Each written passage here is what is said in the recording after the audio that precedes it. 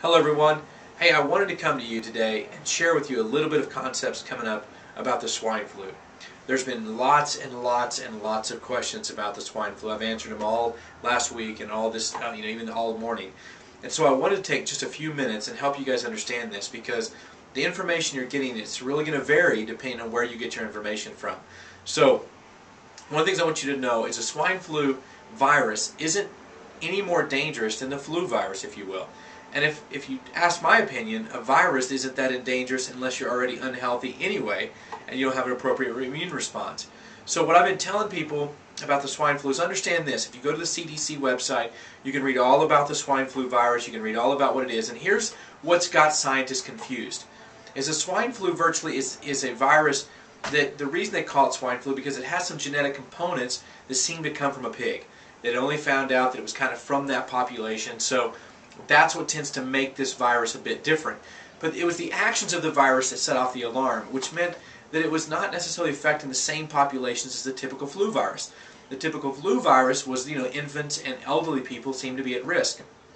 Here's what they found, is that the people that were seemingly tolerating this the best was the elderly people. The people that were above 60 years old were tolerating swine flu, not even showing up with it, and it's not even affecting them in certain studies because it seemed that they had some kind of immunity. Now here's what's interesting in science.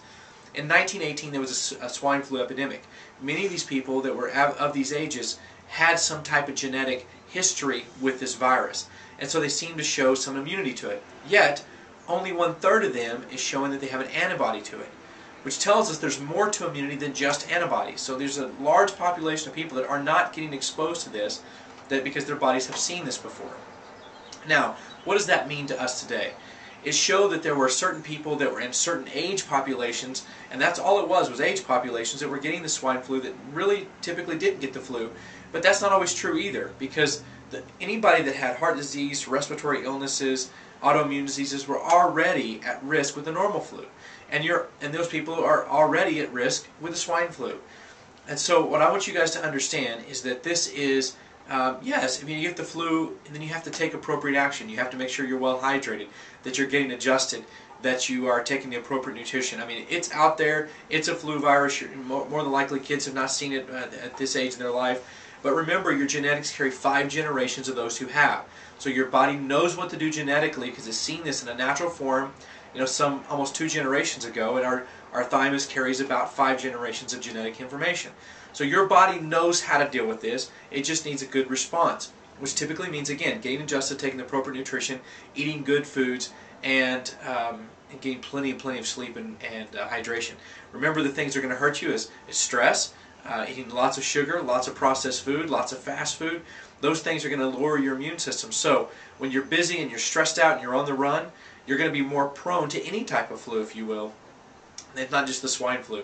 But I wanted you to just to give a quick update that the swine flu is not some scary bug that's out there that's going to take you out tomorrow. Listen, people that are compromised, they're compromised anyway, whether it be the swine flu or the normal flu, which is why we recommend people get adjusted on a regular basis, even if you don't have any quote-unquote pain. Some of you only come in when you're hurting versus coming in for the health of it and for the health and wellness of it, which is your getting adjusted, boost your immune system. The first 4 cervical vertebrae control your primary immune defense, which is what's going to kill the virus anyway. So listen, if you've been out there and you've been affected by the flu, there are some things you can do. You can contact Anna. Look on our website, www.createyourwellness.com. Go to videos. There's 2 videos. One of me, which is saying somewhat the same thing, but not necessarily directed towards the swine flu.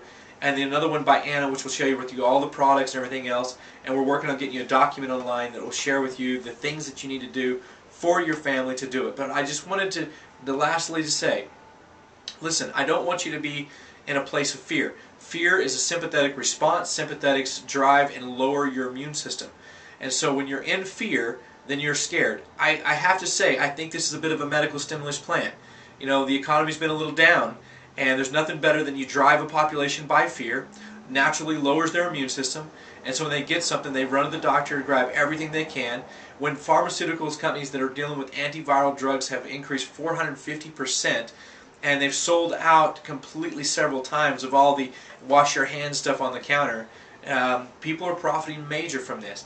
Fear is a major motivator for most people. But remember, your body's designed exactly to deal with viruses. This is just a virus. In fact, it's a more simple virus than most flu strains. So it's a virus. Your body knows what to do. It knows how to handle it. Yes, you will get sick if you get exposed. Your body's at a certain lower. In other words, if your immune system's lower than the viral's ability to attack, then if it overtakes, your body has to kill it. When it does it, it's going to release a lot of interleukin-1, which is going to make you sore. It's going to make you sleepy. It's going to make you tired. It's going to make you feel like crud, like you've been hit by a bus. That's normal. There's some things in the nutrition store that's phenomenal for that. But more importantly, if you get exposed to it, just know that hydration, rest, and taking the right things are going to be the best thing. If you haven't had it, then the best thing to do is boost your immune system and listen to those videos. It's worth 15 minutes of your time to really know what to do with your life. So thank you for listening. I hope you have a great day. And if you have any further questions, don't hesitate to contact our office. Thank you.